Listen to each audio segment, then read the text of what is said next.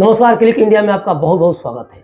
आज हम आपके लिए एक खास मुलाकात लेकर आए हैं, एक ऐसे चित्रकार से जिनकी कला में राधा कृष्ण की दिव्यता और भारतीय संस्कृति की गहरी छाप नज़र आती है।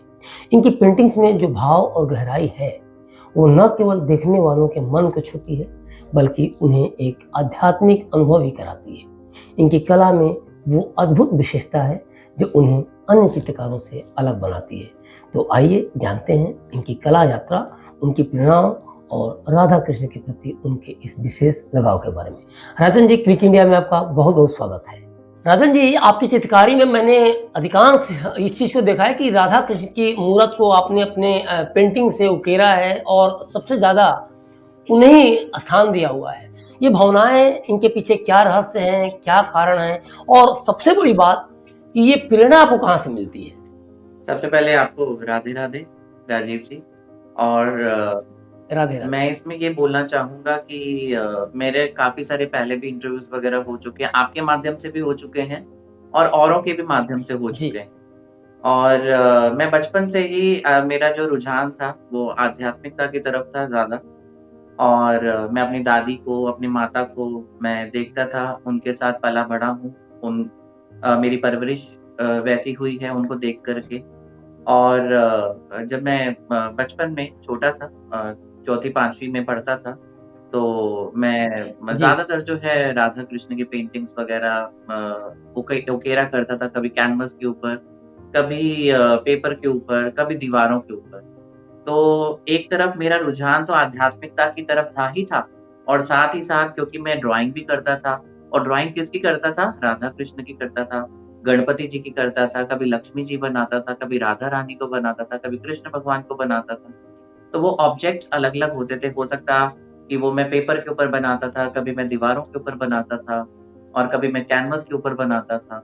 और मेरा अट्रैक्शन कह लो, एक आकर्षण कह लो, वो किताबों की तरह आध्यात्मिक किताबों को मैं देखता था, पढ़ता था। पता नहीं एक अलग से ही पता नहीं कह लो, या पूर्व जन्म का कुछ कुछ कनेक्शन है, ये मैं नहीं जानता, ये मेरे प्रभु जानते हैं। कि जब भी मैं रामायण को किताब को देखता था, या कृष्ण भगवान जी। की जो इस्कॉन की बुक आती है श्री कृष्णा, तो मैं उसको देखता था, बड़े सुंदर मुझे राधा कृष्ण लगते थे, बहुत ही सुंदर। मतलब देख कर के मुझे ऐसा लगता था कि ये अलौकिक पुस्तक है, ये अलौकिक चीज़ है। तो मैं मेरा जी। अंदर से मन करता था कि हाँ, ये मैं पढ़ूँ इसको, कि इसके अंदर क्या लिखा हुआ है। तो और वहाँ पे बड़ी सुंदर राधा कृष्ण की उसके ऊपर पेंटिंग बनी होती थी। और जैसा कि आप भी कभी हरे राम हरे कृष्णा मंदिर, इस्कॉन मंदिर जाते रहते होंगे, और आपके घर के आस-पास होगा ज़रूर। और आपने मुझे, जहाँ तक पर्सनली जी, मेरी आपसे बिल्कुल। बात वगैरह भी होती रहती, तो आपने भी मुझे ये वाली बात बोली थी कि आप भी वृंदावन जाते रहते हैं। तो उसके अंदर श्री कृष्णा बुक के अंदर, इस्कॉन मंदिर की जो है श्री कृष्णा बुक के अंदर भगवान श्री कृष्ण की बहुत सारी लीलाओं की चित्रकारी थी। तो मेरे को चित्रकारी। और ज़्यादा देख कर के मुझे और आकर्षण होता था, और जब मैं उसको देखता था फिर मैं पढ़ता भी था, उन सब चीज़ों को। तो पढ़ कर के और मेरी कला जो है वो और एनहांस होगी कि हाँ, अगर मैं बना रहा हूँ भगवान श्री कृष्ण को, तो भगवान श्री कृष्ण कैसे दिखते हैं? उनका अलौकिक चेहरा कैसा है? उनका मुखमंडल कैसा है? तो जी। इस चीज़ को मैं ज़रूर बोलना चाहूँगा कि बचपन से आध्यात्मिकता की तरफ तो मेरा रुझान था ही था, लेकिन चित्रकार होने के साथ-साथ कि चित्रकारी कर किसकी रहा था मैं? भगवान श्री कृष्ण की ही चित्रकारी कर रहा था मैं। और साथ-साथ आध्यात्मिकता में ये 1 + 1 = मेरे साथ ये 2 हो गया।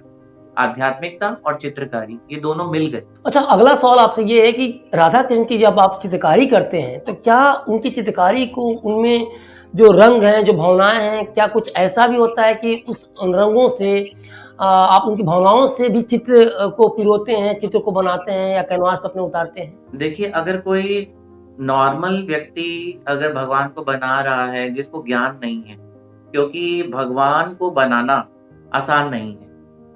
उसके लिए आपको हर एक, जैसे कहते हैं ना कि किसी भी चीज़ में अगर जाएँगे, तो आपको उसकी नॉलेज होनी चाहिए, उसका ज्ञान होना चाहिए। ऐसे ही भगवान श्री कृष्ण को अगर आप बना रहे हैं, या राधा रानी को बना रहे हैं, या किसी भी देवी-देवता को बना रहे हैं, भगवान तो साक्षात श्री कृष्ण, राधा रानी हैं ही हैं, बाकी सब 33 कोटि देवी-देवता हम हिंदू सनातन धर्म में कहा जाता है कि भगवान तो एक जी। ही हैं।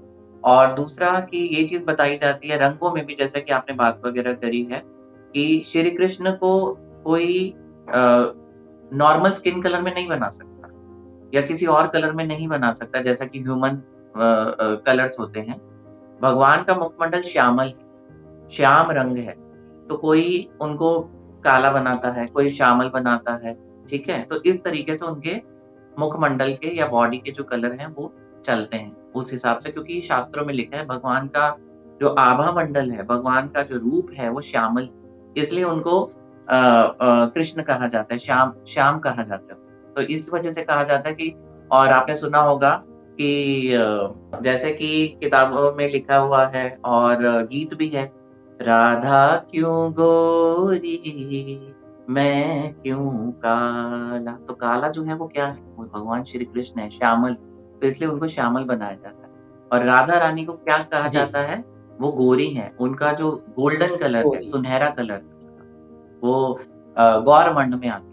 अच्छा राजन जी, आप ये कहते हैं कि पेंटिंग में दिव्यता का आप अनुभव करते हैं, दिव्यता को आप कहीं न कहीं उसमें उभारने की कोशिश करते हैं। जी। ये कैसे पेंटिंग में इसे कैसे शामिल करते हैं? देखिए, इसके लिए आध्यात्मिकता की शक्ति चाहिए होती है, अध्यात्म की शक्ति चाहिए होती है।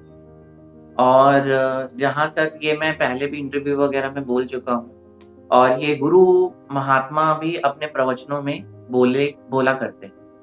क्या कहा करते हैं कि जैसे कोई घर की गृहिणी होती और अगर वो खाना पका रही और खाना पकाते-पकाते अगर वो नारायण का जाप कर रही है या फिर गीत गा रही है, गीत गोविंद गा रही है, या जो भी उसको अच्छा लगता है, श्रीमन नारायण नारायण हरि हरि, या हरे कृष्ण महामंत्र, हरे कृष्ण कृष्ण कृष्ण हरे हरे, हरे राम राम राम हरे, या राधे राधे, या कोई भी अगर भगवान का नाम उच्चारण कर रही है और करते-करते वो खाना बना रही है, तो सारा का सारा जो असर है वो खाने में जाता है।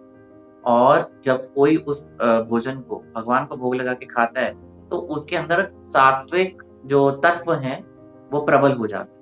ऐसे ही जब हम भगवान श्री कृष्ण की चित्रकारी करते हैं, तो ऐसा नहीं है कि हम किसी भी मूड से बैठ गए, किसी भी विचार करके बैठ गए, किसी भी सोच करके बैठ गए कि हाँ, हमने चित्रकारी करनी है। ये अंदर से एक प्रेरणा जागती है। और जब मन अंदर से करता है कि हाँ, हम प्रभु की मूरत बनाएँ या हम प्रभु की चित्रकारी करें, तो अंदर से प्रेरणा भाव जो है ये जागते हैं। और जब अंदर से भाव जागते हैं, तो हम क्या करते हैं कि हम अ, हरे कृष्ण महामंत्र का कीर्तन लगा लेते हैं, या श्रीमन नारायण का कीर्तन लगा लेते हैं, या राधे जपते हुए हम पेंटिंग को बनाते हैं। या कभी-कभार क्या होता है कि हम चित्रकारी कर रहे हैं, तो चित्रकारी करते-करते हम भागवतम सुनते हैं या भगवत गीता सुनते हैं। तो उससे क्या होता है, श्रवणम श्रवणम के साथ-साथ क्या होता है, जब आपके अंदर वो सब चीज़ें जा रही हैं, वो आप सुन रहे हो और साथ-साथ उकेर भी रहे हो, चित्रकारी भी कर रहे हो, तो वो सारा का सारा असर जो है वो पेंटिंग में जाता है। तो क्या होता है, वो पेंटिंग भी फिर अलौकिक बन जाती है। उसके अंदर सारी चेतनाएँ तो जा रही हैं, और क्या जा रहा है उसके अंदर। अगर हम अच्छी सोच से, अच्छे मन से, अच्छे तन से अगर किसी चीज़ को उकेर रहे हैं चित्रकारी के, तो हमारे अंदर वैसे भी देखा जाए, हमारे अंदर क्या है? हम सबके अंदर क्या है? एनर्जी तो है हमारे सब। वो एनर्जी कोई जी। सात्विक तरीके से उसका उपयोग करता है, कोई तामसिक तरीके से उसका उपयोग करता है। तामसिक का मतलब होता है गलत खाना-पीना, गलत सोच, या आप नेगेटिव सोचते हो और आप बना रहे हो, वो सारी नेगेटिविटी उसके अंदर जाती है। ऐसे ही अगर हम पॉज़िटिव माइंड जी। से बैठ करके अगर हम चित्रकारी करते हैं और प्रभु का नाम लेकर के अगर हम चित्रकारी करते हैं, वो सारी की सारी जो चेतना है वो पेंटिंग में जाती है। और इसी वजह से कभी-कभार जी। लोग भी ऐसा बोला करते हैं कि राजन जी, जहाँ पे भी आपकी पेंटिंग हमारे घर पे लगी है, और वहाँ पे एक ऑरा ऐसा क्रिएट हो गया है, सात्विक ऑरा, पॉजिटिव वाइब्रेशन वहाँ से आती है। ये वाली चीज़ तो मैं जब पूर्व राष्ट्रपति जी के पास बैठा हुआ था, तो हमारी ऐसे गुफ्तगू हो रही थी बैठे-बैठे, तो मैंने जब उनको जी। पेंटिंग बना कर के मैंने दी उनको, तो जब वो बहुत खुश हुए, बहुत प्रसन्न हुए उस चीज़ को देख कर के, तो उनके साथ भी मेरी ये गुफ्तगू चल रही थी, ये बातें मेरी उनके साथ चल रही थी। और वो मेरे से पूछ रहे थे कि आप किस माहौल से, राजन बेटा, आप किस माहौल से जो है ये सब चीज़ें कैसे बनाते हैं? अच्छा राजन जी, ये बताइए कि चित्रकारी के दौरान राधा कृष्ण की कौन सी पहलू या फिर कुछ ऐसी घटना जो कभी आपको याद आती हो या चित्रकारी के दौरान बहुत ज़्यादा प्रभावित की हो? देखो, राधा रानी श्री कृष्ण भगवान को देख रही हैं तिरछी आँखों से और हाथ में उनके पल्लू पकड़ा हुआ है और वो जब देख रही हैं भगवान श्री कृष्ण को आँखें भ्रिकुटी अपनी टेढ़ी करते हुए एक इशारे से और मुख पे बहुत एक सुंदर-सी मोहिनी मुस्कुराहट भी है और वो भगवान श्री कृष्ण को देख रही हैं, एक हँसता हुआ उनका चेहरा है, भगवान भी बड़े प्यार से उनको वो देख रहे हैं। तो वो एक अलौकिक एक दृश्य बन जाता है और एक परम प्रेम आप कह लो, एक अलौकिक स्तर का आप प्रेम कह लो, जो कि आत्मा से आत्मा का प्रेम है। हम तो एक भौतिक संसार के लोग हैं, जो उस चीज़ को सिर्फ़ उतने स्तर तक ही समझते हैं, जितनी एक लोगों की सोच जहाँ तक जाती है इस कलयुग में। लेकिन हम उससे भी ऊपर का जो शास्त्रों में लिखा हुआ है, आत्मा से आत्मा का जो प्रेम और हम वैसे भी सब एक आत्मा हैं और हमारा जो संबंध है वो परमपिता परमात्मा के साथ है, आत्मा का परमात्मा के साथ। जी, तो ये प्रेम जो जी है बिल्कुल। ये पेंटिंग में भी झलकता है राधा और कृष्ण में।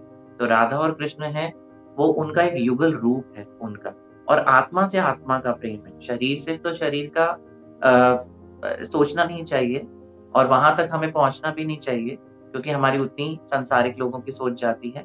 लेकिन प्रभु श्री कृष्ण का जो प्रेम है वो आत्मा से आत्मा का या राधा रानी का जो प्रेम है वो आत्म स्तर तक है। तो वहाँ तक पहुँचने के लिए पढ़ना पड़ता है, जानना पड़ता है, उस चीज़ को समझना पड़ता है, तभी हम उस चीज़ को समझ सकते हैं या वहाँ तक पहुँच करके उनको पढ़ करके उन दृश्यों को अपनी पेंटिंग में उतार सकते हैं, डाल सकते हैं या अलंकृता है, ऐसी अलंकृता है जो भगवान राधा रानी भगवान श्री कृष्ण को एक भ्रिकुटी से ऐसे को जी, देख रही हैं और कृष्ण भगवान भी जो है राधा रानी जी। को वो देख रहे हैं। तो उसको समझना, कैसे समझना? पढ़ करके समझना और सबसे बड़ी बात है प्रभु का नाम लेकर के। जब हम प्रभु का नाम लेते हैं हरे कृष्णा, कृष्णा कृष्णा हरे हरे, हरे राम राम हरे हरे। जब इस मंत्र का जप करते हैं और धीरे-धीरे, धीरे-धीरे, धीरे-धीरे जप करते-करते एक स्तर आ जाता है और साथ ही साथ जब हम शास्त्रों को पढ़ते हैं, किताबों को पढ़ते हैं, तो उस चीज़ को समझते हैं और प्रभु हमारे को ऐसा ज्ञान देते हैं कि हम उसको समझ पाएँ।